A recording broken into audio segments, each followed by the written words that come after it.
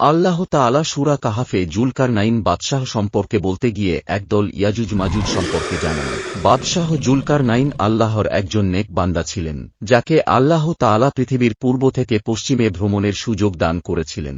সারা বিশ্ব শাসন করতে যা প্রয়োজন তা সব উপকরণ তাকে দিয়েছেন। একবার তিনি চলতে চলতে এক অঞ্চলে পৌঁছালেন। তখন সেখানে তিনি এক সম্প্রদায়কে দেখতে পেলেন, যারা তার কথা মোটেই বুঝতে পারছিল না, এবং তিনি সেখানকার লোকেদের কথা বুঝতে পারছিলেন না। তারা তাকে জানাল, ইয়াজুজ মাজুজের অত্যাচারে তারা অতিষ্ঠ। ইয়াজুজ মাজুজ পৃথিবীতে অশান্তি সৃষ্টি করছে। হে জুলকারনাইন, আমরা কি আপনাকে কিছু অর্থ দিব, এই শর্তে যে আমাদের ও তাদের মধ্যে এক প্রাচীর গড়ে দিবেন? তখন তিনি তাদের সাহায্য করার ইচ্ছা পোষণ করলেন। তিনি বললেন, আমার রব আমাকে যে সামর্থ্য দিয়েছেন সেটাই উত্তম, সুতরাং তোমরা আমাকে শ্রম দিয়ে সাহায্য করো। আমি তোমাদের ও তাদের মাঝখানে একটি সুদৃঢ় প্রাচীর নির্মাণ করে দেব। তোমরা আমাকে লোহার পাত এনে দাও। অবশেষে যখন তিনি দুই পাহাড়ের মধ্যবর্তী জায়গা সমান করে লোহা দিয়ে ঢালাই দিলেন, তখন তিনি বলেন, তোমরা ফুঁক দিতে থাকো। এরপর যখন সে তা আগুনে পরিণত করল, তখন বললেন, তোমরা আমাকে কিছু তামা এনে দাও, আমি তা এর উপর ঢেলে দেই। এরপর ইয়াজুজ ও মাজুজ আর সেই প্রাচীর অতিক্রম করতে পারল না। এভাবে বাদশাহ জুলকারনাইন ইয়াজুজ মাজুজকে দুই পাহাড়ের মাঝে আটকে রাখেন।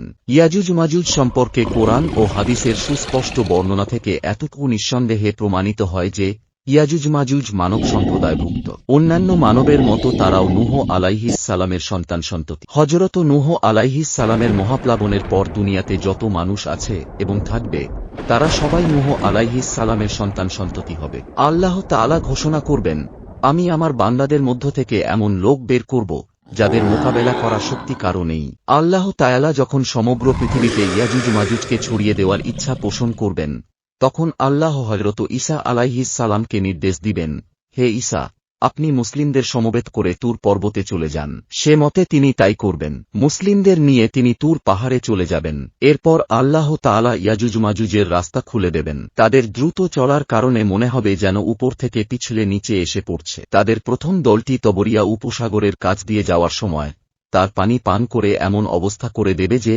দ্বিতীয় দলটি এসে সেখানে কোনোদিন পানি ছিল এই কথা বিশ্বাস করতে পারবে না। হযরত ঈসা আলাইহিস সালাম ও তার সঙ্গীরা তুর পর্বতে আশ্রয় নেবেন। অন্যান্য মুসলিমরা নিজ নিজ দুর্গে ও নিরাপদ স্থানে আশ্রয় নেবে। পানাহারের বস্তু সামগ্রী সঙ্গে থাকবে, কিন্তু তাতে ঘাটতি দেখা দেবে। হযরত ঈসা আলাইহিস সালাম ও অন্যান্য মুসলিমরা কষ্ট লাগবের জন্য আল্লাহর কাছে দোয়া করবেন। আল্লাহ দোয়া কবুল করবেন।